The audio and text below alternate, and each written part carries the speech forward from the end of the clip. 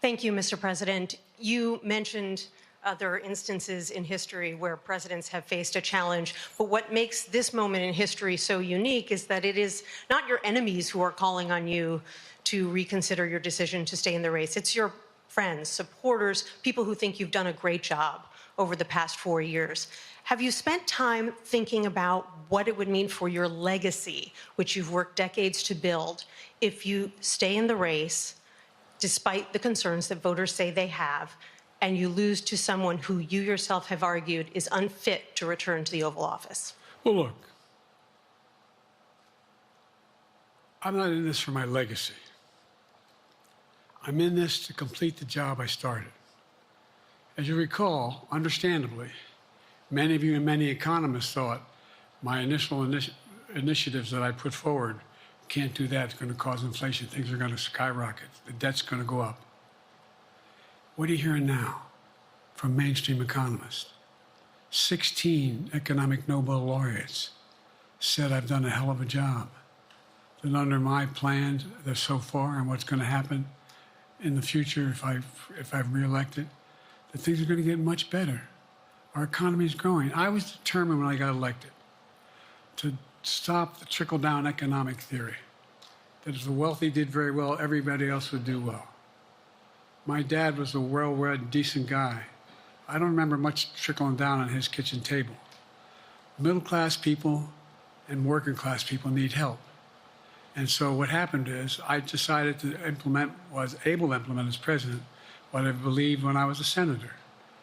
And that is that the way to build this economy is from the middle out and the bottom up. That way we grow the economy. And the wealthy still do very well. They do fine. And guess what? Find me an economist, a mainstream economist who said we haven't done well. What have we not done that isn't working right now? And so we got more to do, though. We got to finish the job. And by the way, I come from the corporate state of the world.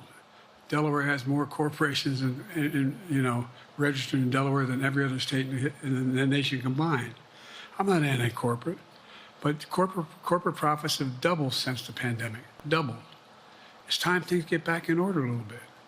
It's time, for example, if I'm reelected, we're going to make sure that rents are kept at 5% increase of corporate rents for apartments and the like and homes are limited to 5%.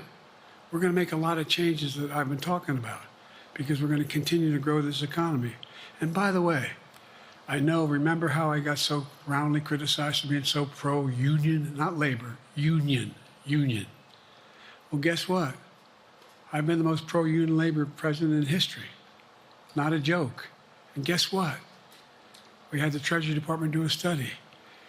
When unions do better, everybody does better. Everybody does better. And we talk about how, for example, remember when we talked about getting the computer chip industry back in the United States? Used to be 40% of the industry. We invented the chip. 40% of the industry was in the United States. And former presidents decided that the best way to do it is find the cheapest labor in the world, send the product over there and import what the product was. And so what did I do? I was told not to go over to Europe, to Asia, including Europe, but Asia. And I remember going to South Korea, convincing them to invest $20 billion in the United States to build computer chip factories. And I asked why when they finally decided to do it. And the answer was because you have the safest economy in the world and you have the best workers in the world.